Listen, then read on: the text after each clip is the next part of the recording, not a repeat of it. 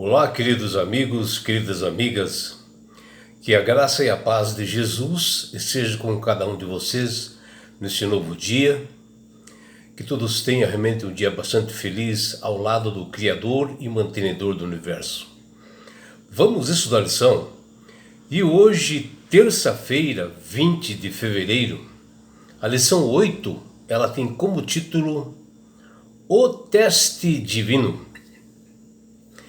A lição de hoje está baseada no livro de Salmos, no capítulo 81, versículos 7 e 8, no capítulo 95, versículos 7 a 11, no capítulo 105, versículos 17 até 22. E o assunto de hoje, do livro de Salmos, nós devemos aprender como envolve, o teste divino para todos os seus filhos. E se Deus nos chama assim para a sua obra, e que talvez você possa achar que seja demasiadamente difícil, alegre seu coração, como diz o Salmo 105, versículo 3. Pois você, meu amigo, minha amiga, você está recebendo um chamado do Senhor do Universo. E Ele lhe será por nuvem, lhe concedendo alívio assim no fogo, quando você precisar. Porque você será necessário que você seja provado, né? E existem muitos heróis da fé que aparecem nas Sagradas Escrituras, que eles foram provados dificilmente em situações com bastante aflições, né? Como foi o caso de Moisés, né?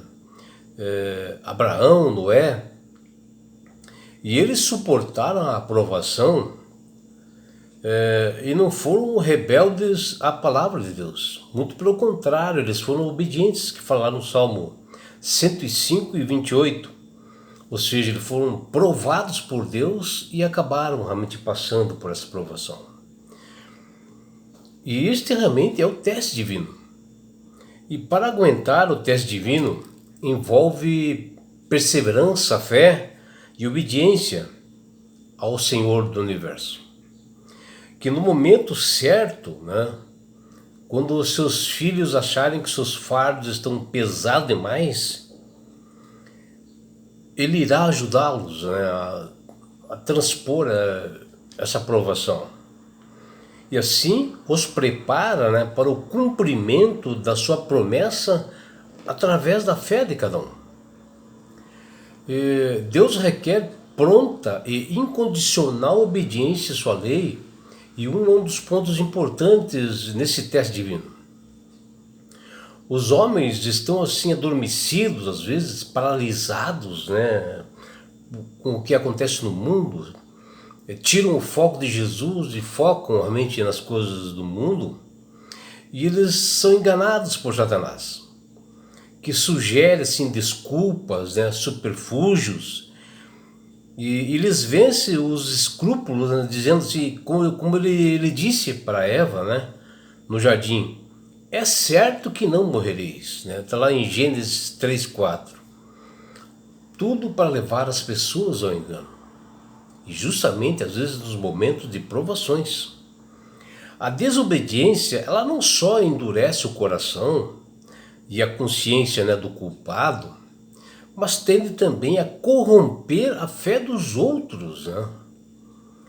E aquilo que a princípio lhes afigurava-se muito errado, gradualmente perde esse aspecto por estar constantemente perante a pessoa, até que finalmente ela duvida de que seja de fato pecado, até a pessoa tomar consciência realmente que é pecado, e já aconteceu. E caem conscientemente nos mesmos erros assim constantemente, E a lição de hoje, ela fala justamente desse teste divino que todos nós iremos passar, mas que Deus irá nos ajudar.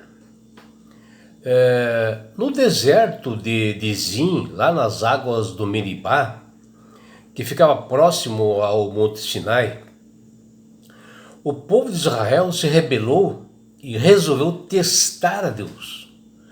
E desafiaram a fidelidade a Deus por ter faltado água para eles naquele momento, né, para eles beberem e para eles proverem as suas necessidades. Que está lá em Êxodo 17, versículos de 1 a 7, e Salmo 95, versículos de 8 a 9. Bom, que até Moisés pergunta a Deus, né, quando ocorreu isto: que farei com este povo? Está lá em Êxodo 17:4. Foi a indagação de Moisés diante de um motim, né, de uma rebelião, até contra a sua liderança, mas que na realidade a falta de água era apenas mais uma desculpa, né, para o povo de Israel apontar a Moisés e a Deus como culpados de terem se tirado lá do Egito, né? E eles viviam murmurando e reclamando disso. Mas o mais intrigante é que o Salmo 81, versículo 7, que neste evento aqui de Meribá que eu havia mencionado, mostra uma inversão. Em vez do povo testar a Deus, era Deus quem estava testando para Israel, que o próprio Deus diz, clamaste na angústia e te livrei. Do recôndito do trovão e eu te respondi. E te experimentei junto às águas de Meribá. Aqui está o ponto-chave. Está lá no Salmo 81, versículo 7. Ou seja, Deus estava testando eles e eles achavam que estavam testando a Deus. E assim, por falta de obediência, o povo de Israel, que fala no Salmo 81, versículo 11, foi reprovado. Eles falharam com Deus. Mas o Senhor diz: ó Israel, se me escutasses, está lá no Salmo 81, versículo 8. Mas o meu povo não me quis escutar a voz, está lá no Salmo 81, versículo 11. Assim, deixei-o andar nos termos do seu coração. Siga os seus próprios conselhos, está lá no Salmo 81, versículo 12. Como filhos desobedientes, né, nécios, muitos têm vivido sobre uma falsa assim, ilusão de uma religião de títulos, né? E não passam no teste divino mais importante. E assim como fazer parte do povo de Israel não era sinônimo, né, de amizade com Deus ou uma salvação direta, ou ter o nome no rol dos membros da igreja, também não é. Nós temos que seguir como grandes heróis da fé, como Enoque, como Noé, Abraão, Moisés, dentre outros, né, que ouviram a voz de Deus porque eles se mantinham em comunhão e consagração diária com o Senhor. A sua voz era muito familiar para eles. Constituía o prazer deles de andar na lei do Senhor. Como os pais assim podem ensinar os seus filhos no caminho que devem andar, mas chegará o tempo em que eles terão de se decidir sozinhos se permanecerão ou não neste caminho, né? Serão testados por Deus, né? E eles decidirão se andarão ou ficarão numa teimosia, né? Como os seus pais, em seus corações, né? Que fala lá em Salmo 81, 12. O nosso Pai Celeste, ele nos aponta o seu caminho sobre modo excelente, que fala o apóstolo Paulo em 1 Coríntios capítulo 12, 31. Mas ele nunca nos obrigará a seguir por ele. Deus dá o livre arbítrio e você escolhe o caminho que você deve seguir. Esse episódio de Meribá com o povo de Israel transmite uma dupla mensagem. Bom, primeiro, o povo de Deus não deve repetir os erros de gerações passadas, mas precisa confiar em Deus e andar em seu caminho, o caminho traçado por Deus. Está lá em Salmo 81:13. E segundo, embora o povo tenha falhado no teste, mas por amor a seus filhos, que ele quer ter um relacionamento, Deus o socorreu, fala lá no Salmo 81:7. A graça salvadora no passado assegura a graça para as novas gerações até no presente. No caso do filho de Jacó, que foi chamado José, os planos de Deus não incluíam a morte do filho favorito de Jacó, mas sim um caminho de duras provas, de duras provações, que ocorreria uma melhoria e forjaria o caráter de José, e ao se preparar para uma grandiosa obra no Egito que depois acabou acontecendo. E o Salmo 105 mostra que as provações foram meios divinos de testar a confiança de José na sua palavra sobre o futuro, que fala lá em Gênesis capítulo 37, versículos 5 até 10. E também fala lá no Salmo 105, versículo 19. E aparece na Bíblia, no hebraico, a palavra tsarap, que quer dizer provado. Está lá no Salmo 105:19. E que isso transmite assim um senso de limpeza, de um refinamento, assim como ouro ou uma purificação.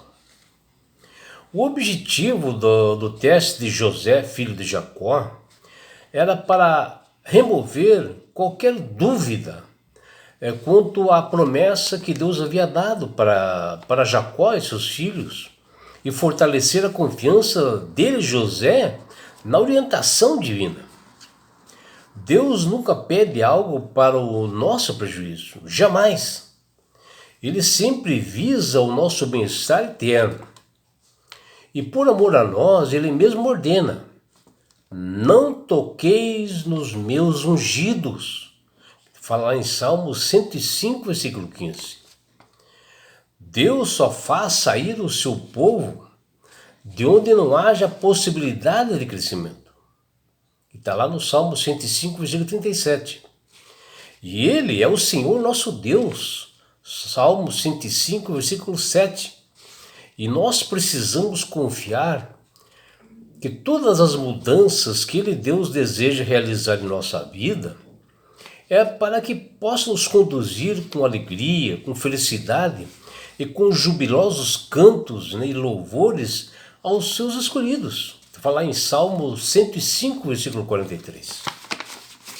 O objetivo da disciplina divina é fortalecer, dar força para os seus filhos, mais confiança e fé, e prepará-los para o cumprimento da grande promessa que ele, Deus, fez para cada um de nós.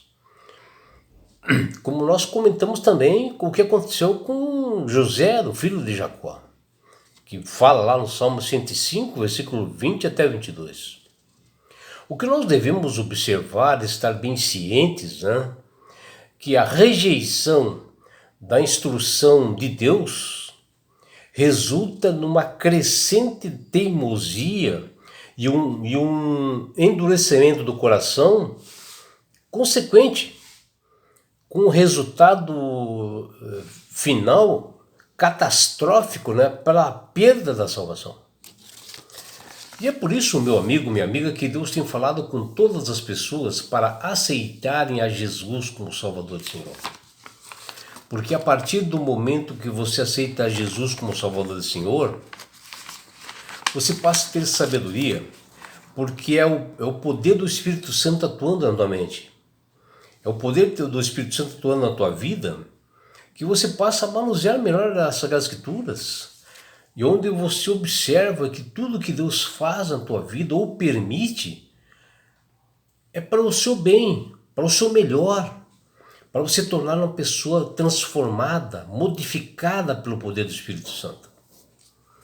E não é só isso, meu amigo, minha amiga. Quando você aceita Jesus como Salvador e Senhor, você ganha de Deus esse presente que chama-se salvação. E com isto, Jesus vai levar-te para as mansões celestiais. Um lugar, meu amigo, minha amiga, de onde não haverá mais morte, não haverá mais aflições, não haverá mais dores, não haverá mais provações e não haverá perseguições. Porque você estará, sabe aonde? Na grande bodas do Cordeiro chamado Jesus. E lá, nas mansões celestiais, você poderá ver seus entes queridos. E sabe por que Deus quer fazer isto com você, minha amiga? Com você, meu amigo. Porque Jesus te ama. Abraços do seu amigo João Carlos Amorim.